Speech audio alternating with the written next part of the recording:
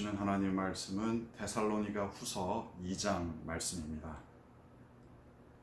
데살로니가 후서 2장 말씀, 이 말씀을 한 목소리로 봉독하겠습니다. 형제들아, 우리가 너희에게 구하는 것은 우리 주 예수 그리스도의 강림하심과 우리가 그 앞에 모임에 관하여 영으로나 또는 말로나 또는 우리에게서 받았다 하는 편지로나 주의 날이 이르렀다고 해서 쉽게 마음이 흔들리거나 두려워하지 말아야 한다는 것이라. 누가 어떻게 하여도 너희가 미혹되지 말라. 먼저 배교하는 일이 있고 저 불법의 사람 곧 멸망의 아들이 나타나기 전에는 그 날이 이르지 아니하리니 그는 대적하는 자라. 신이라고 불리는 모든 것과 숭배함을 받는 것에 대항하여 그 위에 자기를 높이고 하나님의 성전에 앉아 자기를 하나님이라고 내세우느니라.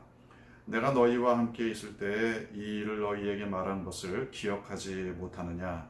너희는 지금 그로 하여금 그의 때에 나타나게 하려 하여 막는 것이 있는 것을 아나니 불법의 비밀이 이미 활동하였으나 지금은 그것을 막는 자가 있어 그 중에서 옮겨질 때까지 하리라.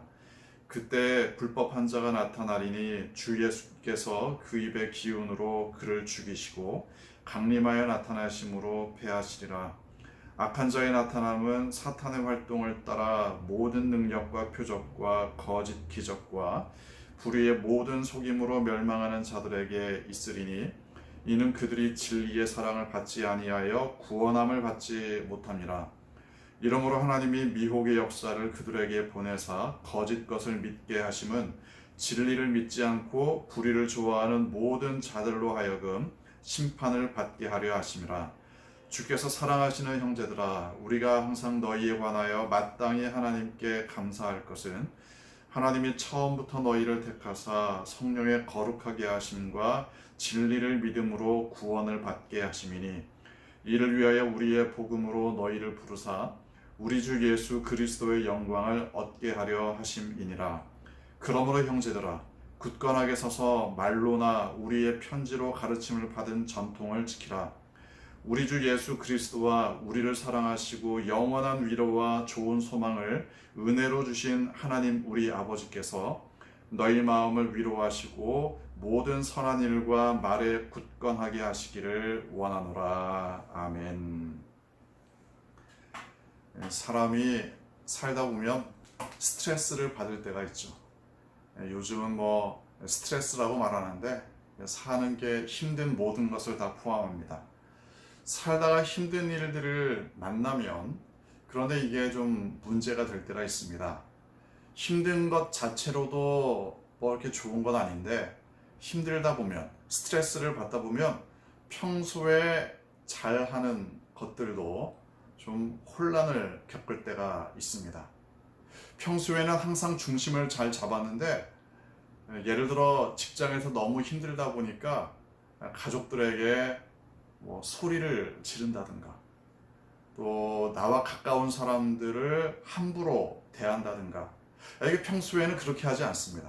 평소에는 그렇게 하지 않는데 스트레스를 받다 보니까 사람이 평소에 잘 하던 것을 못하게 되기도 하고 평소에는 옳지 않다고 생각하던 것을 하는 그런 경우들도 발생합니다. 그러니까 이 판단력이 좀 달라지는 거죠. 여러분 잘 아시는 것처럼 그러니까 사기꾼들이 어떤 사람을 노립니까? 뭔가 약점이 있는 사람, 뭔가 마음이 연약해져 있는 사람, 이런 사람들을 노리지 않습니까? 그래서 예를 들어 노인분들을 대상으로 한다든가 아니면 심각한 질병에 걸린 사람들을 대상으로 한다든가 아니면 돈이 정말 급한 사람을 대상으로 한다든가 뭔가 힘들기 때문에 평소와 판단을 다르게 할 수도 있는 그런 사람들을 사기꾼들이 대상으로 삼습니다. 자, 거기까지는 가지 않는다고 하더라도 이 데살로니가 교회도 역시 마찬가지였습니다. 데살로니가 교회는 박해를 받고 있었죠.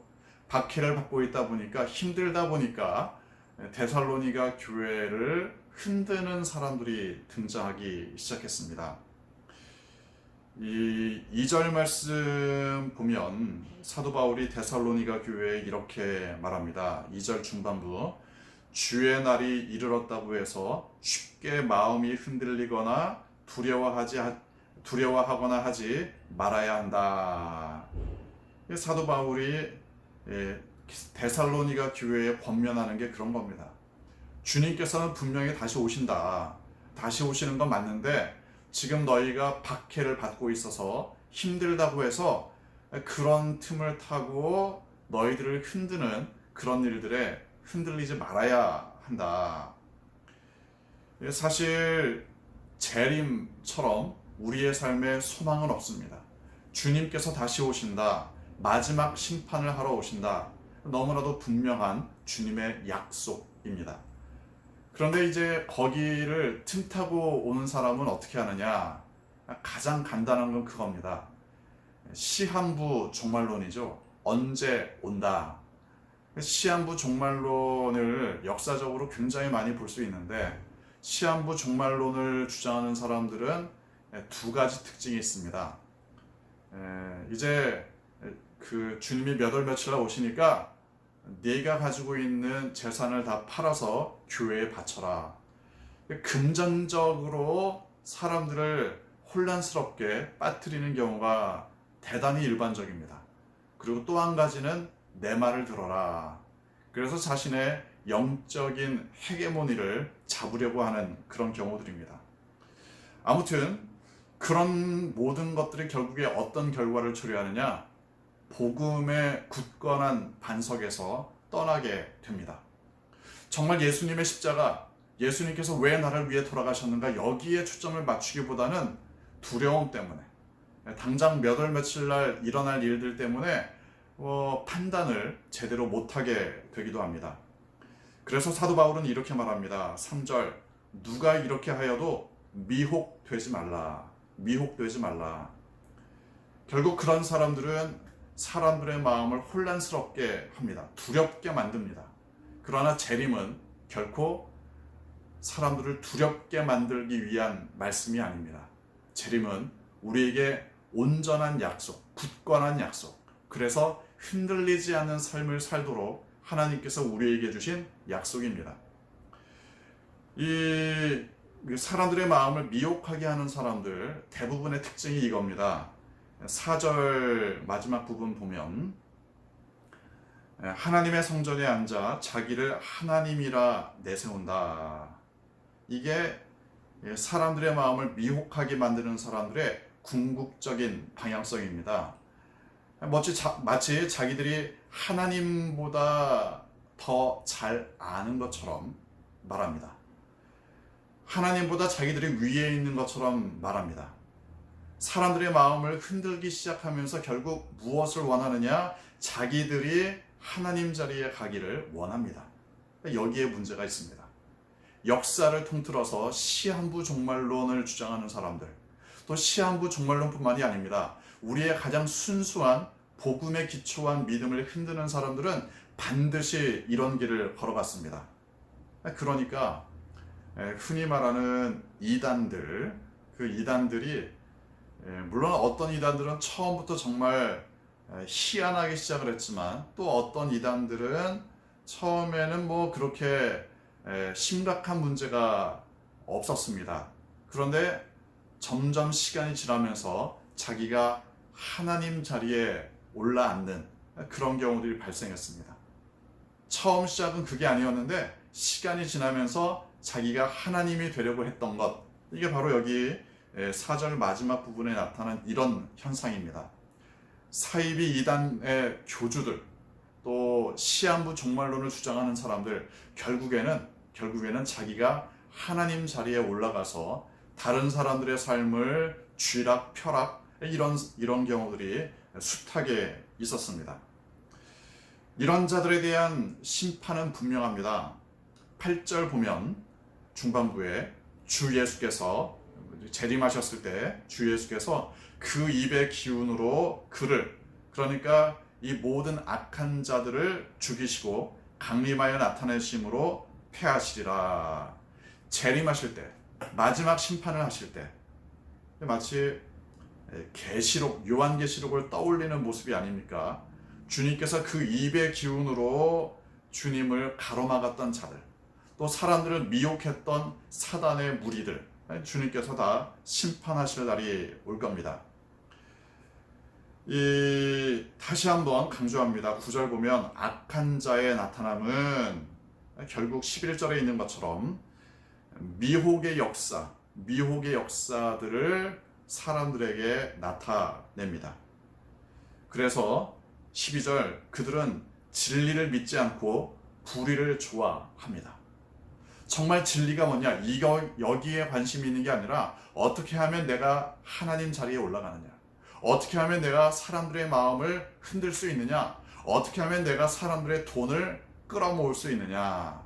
거짓 종교인들, 또한 이단, 사이비, 다 이런 부분에 해당이 됩니다. 사실 우리가 들어야 할 하나님의 말씀은 때로는 쓴 약과도 같습니다. 받아들이기가 어려울 때도 있을 겁니다. 그러나 주님께서 말씀하셨던 것처럼 귀 있는 자는 들을지어다. 귀 있는 자는 들을지어다. 사람들은 자기가 듣고 싶어 하는 것만을 듣기가 쉽지요. 하지만 진정한 그리스도인들이라면 내가 듣고 싶어 하는 것을 듣는 게 목적이 아니라 주님께서 나에게 뭐라고 말씀하시는가? 주님께서 나에게 어떤 삶을 원하시는가? 여기에 귀 기울이는 사람들입니다. 귀 있는 자는 들을지어다. 진리를 온전히 받아들이면 불의를 떠날 수 있습니다. 데살로니가 후서를 사도 바울이 기록하면서 이 진정한 저술 목적을 이렇게 기록합니다. 15절 보면 그러므로 굳건하게 서서 말로나 우리의 편지로나 가르침을 받은 전통을 지키라. 이 편지를 쓰고 있는 목적이 그겁니다. 사람들의 마음이 흔들리지 않고 굳건하게 세워지는 것을 목적으로 합니다. 복음의 진리에 굳건하게 세워지는 것, 이게 사도 바울이 데살로니가 교회를 향해서 편지를 쓰고 있는 목적입니다. 마무리하면서 사도 바울은 데살로니가 교회를 위해 기도합니다. 16절 중반부를 보면 우리를 사랑하시고 영원한 위로와 좋은 소망을 은혜로 주신 하나님 우리 아버지께서 17절 너희 마음을 위로하시고 모든 선한 일과 말에 굳건하게 하시기를 원한다. 여기서 우리가 두 가지를 알 수 있습니다. 하나는 하나님은 어떤 분이실까? 16절에 있는 것처럼 하나님은 우리를 사랑하시고 영원한 위로를 주시는 분, 또 좋은 소망을 주시는 분이십니다. 이게 우리가 믿어야 할 하나님입니다. 하나님은 우리를 두렵게 해서 평소의 판단력을 흐리게 해서 그래서 엉뚱한 짓을 하게 만드는 그러한 우상 같은 존재가 아닙니다.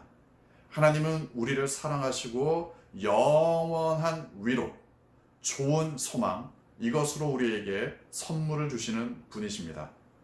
그 하나님께서 두 번째 사실은 하나님께서 어떻게 하시기를 위해 사도 바울은 기도하고 있는가? 17절에 있는 것처럼 너희들의 마음을 위로하시고 또한 모든 일에 굳건하게 하시기를 원한다. 하나님께서 우리를 위로하십니다. 그리고 하나님께서 우리의 마음을, 믿음을 굳건하게 하십니다. 힘든 시기일수록 진리에 붙어 있어야 합니다.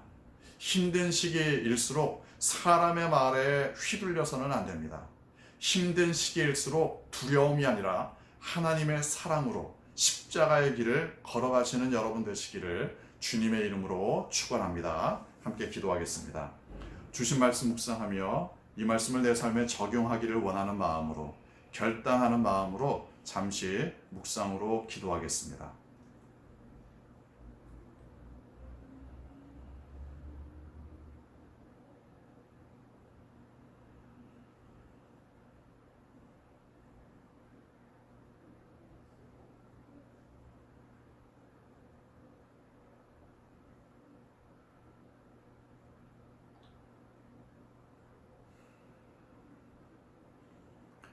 아버지 하나님,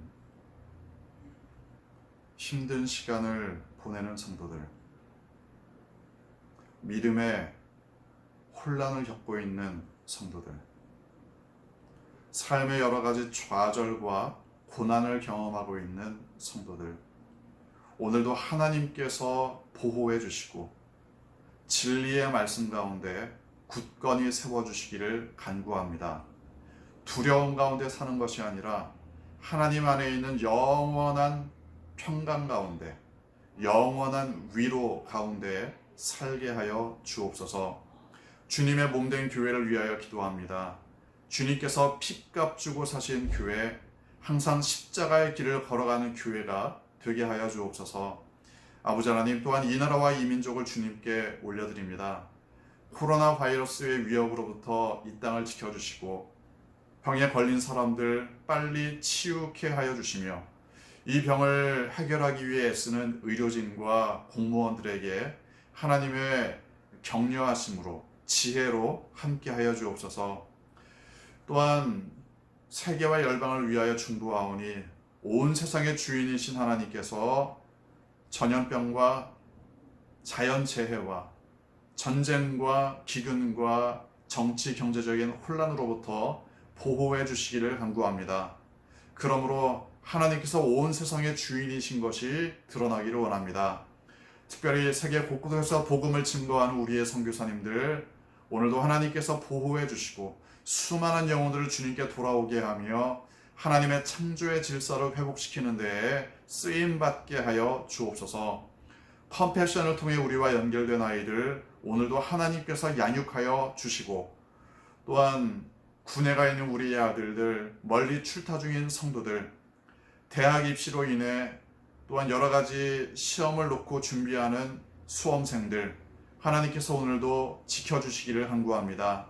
멀리 출타 중이거나 가족들과 떨어져 생활하는 성도들, 오늘도 하나님께서 보호하여 주옵소서. 몸과 마음이 연약한 성도들 치유의 손길로 붙들어 주시고, 경제적인 어려움을 겪는 성도들 하나님께서 오늘도 일용할 양식을 공급하여 주옵소서. 인생의 여러 가지 굴곡 가운데 있는 성도들 위로하여 주시며 하나님의 방법으로 붙들어 주옵소서. 내일 주일 예배를 준비하는 오늘 토요일입니다. 우리의 마음을 준비하게 도와주시고, 영상으로 예배를 드리는 주일일지라도 우리의 삶 가운데 온전히 하나님의 평강을 누리도록 인도하여 주옵소서. 예수님의 이름으로 기도합니다. 아멘. 오늘도 하나님의 돌보심과 평강이 여러분과 함께 하시기를 소망합니다.